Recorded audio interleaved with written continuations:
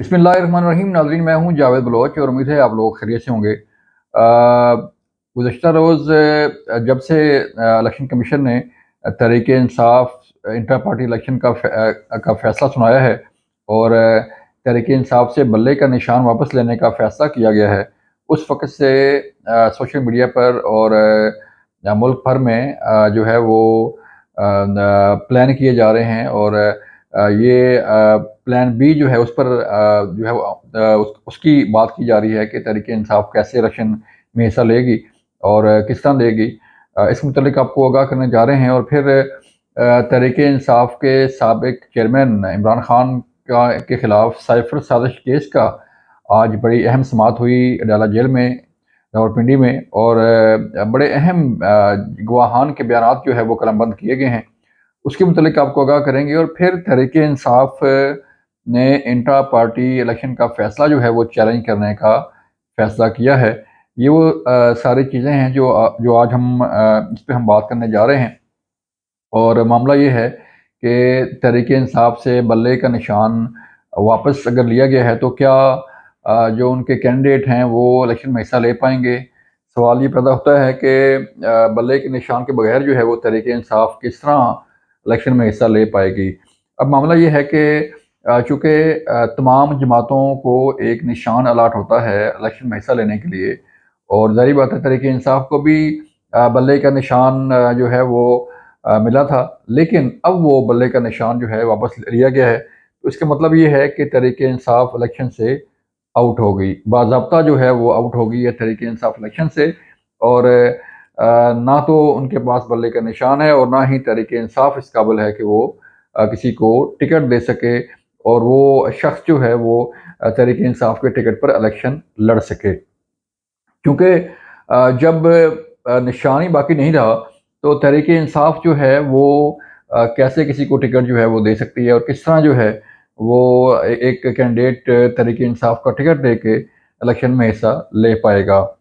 क्योंकि तहरीक इंसाफ के साबिक चेयरमैन इमरान खान ने ये फैसला किया था कि वकला को मैदान में उतारा जाए और वकला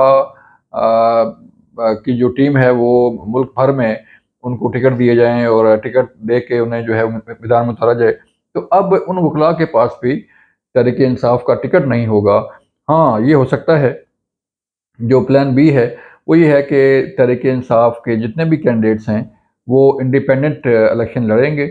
और इंडिपेंडेंट इलेक्शन लड़ने के बाद जो है वो तहरीक इंसाफ ज्वाइन करेंगे या कोई और पार्टी ज्वाइन करेंगे। तो उससे जो है फिर बाद में कोई अपोजिशन की कोई सूरत जो है वो बनती है तो बनेगी। लेकिन फिल वक्त जो है वो तहरीक इंसाफ के टिकट पर जो है इलेक्शन लड़ना मुमकिन नहीं रहा। एक इनफॉर्मल टिकट आप कह लें कि वो जारी किया जाएगा और जो है वो उस पे कहा जाएगा कि ये हमारे कैंडिडेट हैं और इनको वोट दें। लेकिन देखना ये है कि उनको कितना वोट मिलता है। देखना ये है कि तहरीक इंसाफ के कितने लोग जो है वो उन्हें वोट देते हैं जो कि अनअनाउंस्ड विदाउट पार्टी निशान जो है वो इलेक्शन लड़ रहे होंगे। मुख्तलिफ हलकों में मुख्तलिफ कैंडिडेट्स के मुख्तलिफ निशानात होंगे और उन निशानात पर हर एक शख्स को आइडेंटिफाई करना कि ये तहरीक इंसाफ से इसका ताल्लुक है, इसको वोट दिया जाए। तो ये बड़ा मुश्किल मरला है और बड़ा जो है वो आप कह लें कि वोटर के लिए बड़ा डिफ़िकल्ट होगा कि वो उसको शिनाख्त करके उसको वोट डाल सके। तो लिहाजा यूँ इसलिए हम कह रहे हैं कि तहरीक इंसाफ जो है वो इलेक्शन से आउट हो गई है और ना तो बल्ले का निशान रहा और ना तहरीक इंसाफ के कैंडिडेट जो है उसके प्लेटफॉर्म से इलेक्शन में हिस्सा ले पाएंगे।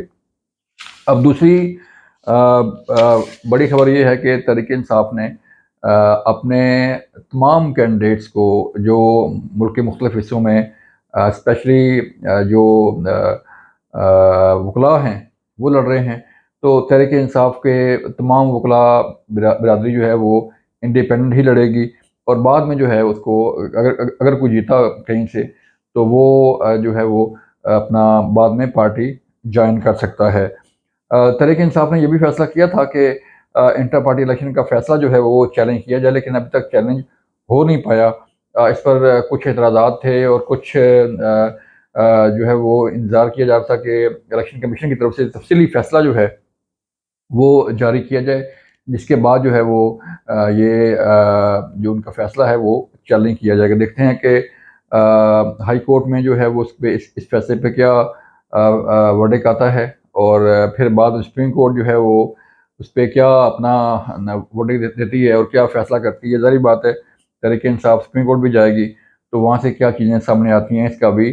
فیصلہ ہونا ابھی باقی ہے۔ لیکن اس کے ساتھ ساتھ ایک اور بڑی اہم خبر جو ہے وہ یہ ہے کہ سائفر سازش کیس کا فیصلہ جو ہے وہ سماعت ہوئی ہے، بڑی اہم سماعت تھی، اور اس میں بڑے اہم گواہان کے بیانات جو ہے وہ قلم بند کیے گئے ہیں۔ آج اس کی سماعت جو ہے وہ ڈیرہ جیل میں ہوئی، بڑی لمبی سماعت تھی۔ اس میں جج ابو الحسنات صاحب نے اس کی سماعت کی، اور اس سماعت کے دوران جو ہے وہ بڑی اہم شخصیات اس جو ہے وہ سائفر کیس کی مرکزی کردار جو ہیں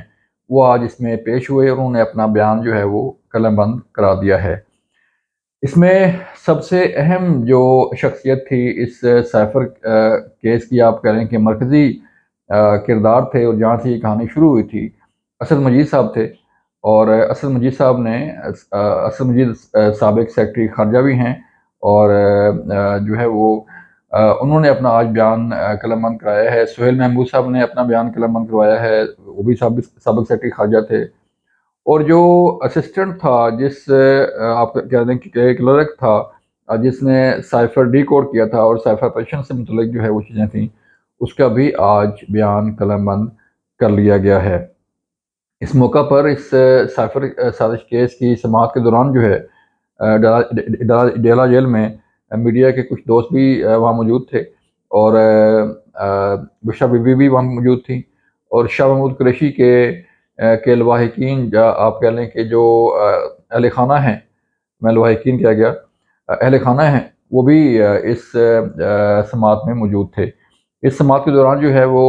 تحریک انصاف کے وکلاء بھی موجود تھے، جو اپنے ان گواہان سے متعلق جو ہے وہ نوٹس بھی لیتے رہے۔ معاملہ یہ ہے کہ اب سائفر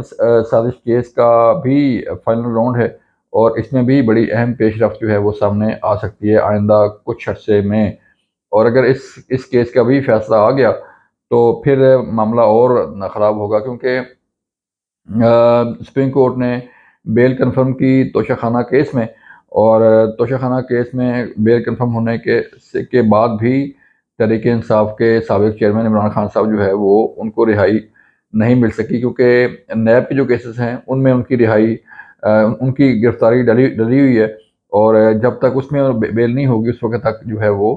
اس میں رہا نہیں ہو پائیں گے۔ اس کے ساتھ ساتھ جو باقی معاملات ہیں، باقی کیسز ہیں 190 ملین پاؤنڈ کا، اور جو ہے وہ اس کا توشہ خانہ کیس کا، تو اس کے بھی بڑی اہم پیش رفت ہوئی ہے، اور اس پیش رفت میں بھی نیب کے پاس کافی ساری چیزیں موجود ہیں جن کا ریفرنس میں بھی اس کی سماعت شروع ہو چکی ہے، تو اس میں بھی بڑی اہم پیش رفت جو ہے وہ آئندہ کچھ عرصے میں سامنے آ سکتی ہے۔ یہ تھی آج کی صورتحال، اپنا خیال رکھیے گا، اللہ حافظ۔